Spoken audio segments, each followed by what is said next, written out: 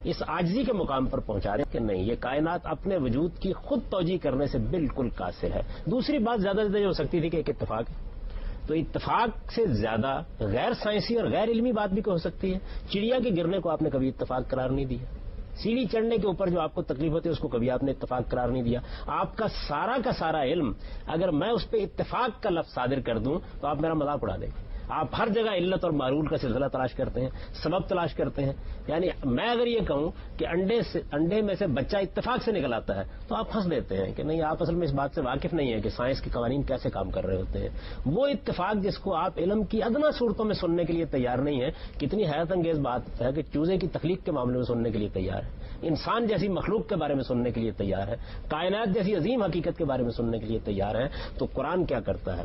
قرآن یہ کرتا ہے کہ وہ اس محسوس کا جائزہ لیتا ہے، اس محسوس کے تنوع کو اپنے سامنے پیش کرتا ہے، اس کے اندر کی معنویت کو نمایاں کرتا ہے۔ محسوس سے میری مراد مادے کا محسوس اور نفس کا محسوس دونوں کا جائزہ لیتا ہے۔ اس کو وہ انفس و آفاق کے لفظ سے تعبیر کرتا ہے، اور پھر یہ کہتا ہے کہ اس کا ایک ہی جواب ہو سکتا ہے جو دلوں کے اطمینان کا باعث بنتا ہے، جس کے بعد کائنات روشن ہو جاتی ہے، جس کے بعد سارے سوالات حل ہو جاتے ہیں، اور وہ یہ کہ اس کائنات کا ایک پروردگار ہونا چاہیے، ہر حال میں ہونا چاہیے۔ دیکھیے کیسے خوبصورت الفاظ میں قرآن نے اس کو بیان کیا ہے کہ اگر تم اس کائنات کے معاملے میں خدا کے وجود سے انکار کرتے ہو تو پھر تم در حقیقت اندھیرے میں کھڑے ہو، ٹامے پوئیاں مار رہے ہو، ہر چیز بے معنی ہو گئی ہے، ہر سوال کا جواب غلط ہو گیا ہے، کائنات میں تمہارے سارے اعمال توجیہ کے بغیر ہو گئے ہیں۔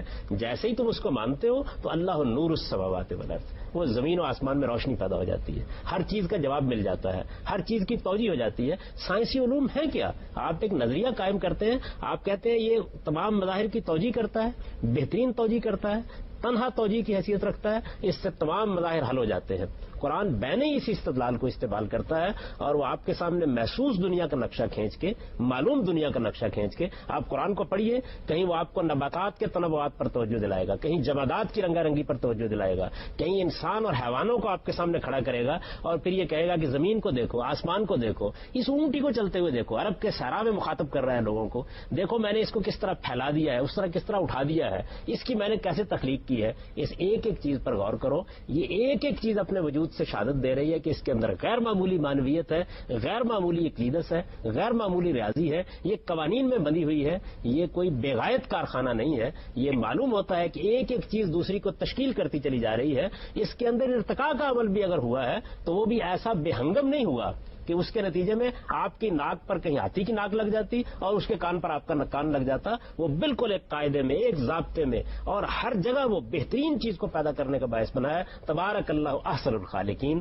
وہ احسن الخالقین ہے جس نے اس طریقے سے اس کائنات کو وجود بخشا ہے۔ اور دیکھیے وہاں کیا کہا ہے کہ اس کے نور کی مثال ایسی ہے کہ جیسے مسلمان کے دل کے اندر ایک چراغ روشن کر دیا گیا ہے، اور چراغ بھی ایسا کہ جس کی روشنی میں ادنا درجے کا کوئی تردد اور کوئی اضطراب پیدا نہیں ہوتا۔ اور تم اگر اس مثال کو سمجھ سکو تو یہ جان سکتے ہو کہ کائنات کی یہ توجیہ پیش کر دی جائے تو معلوم ہوتا ہے کہ کوئی سوال باقی نہیں رہا، اور اس ایک توجیہ کو اٹھا لیا جائے تو پوری کی پوری کائنات آپ کے لیے تاریک ہو کر محض ایک بڑا سوالیہ نشان بن جاتی ہے۔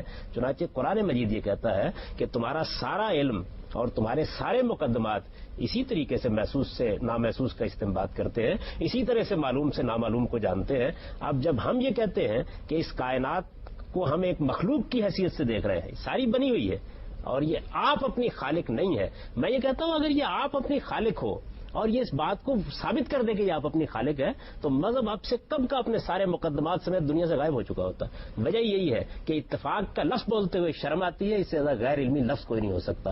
آپ اپنی خالق ہے کہ لفظ بولنے کے بعد آدمی اپنے آپ سے شرمندہ ہوتا ہے، اس لیے کہ اس کے حق میں کوئی علمی عقلی دلیل نہیں دی جا سکتی۔ ایک ہی بات ہے جو کہی جا سکتی ہے، اور وہ یہ کہ اس کائنات کا ایک خالق ہے۔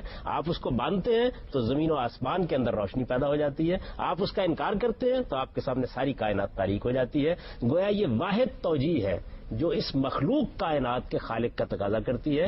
عام طور پر لوگ یہ سوال کرتے ہیں کہ پھر اس خالق کا خالق کون ہے؟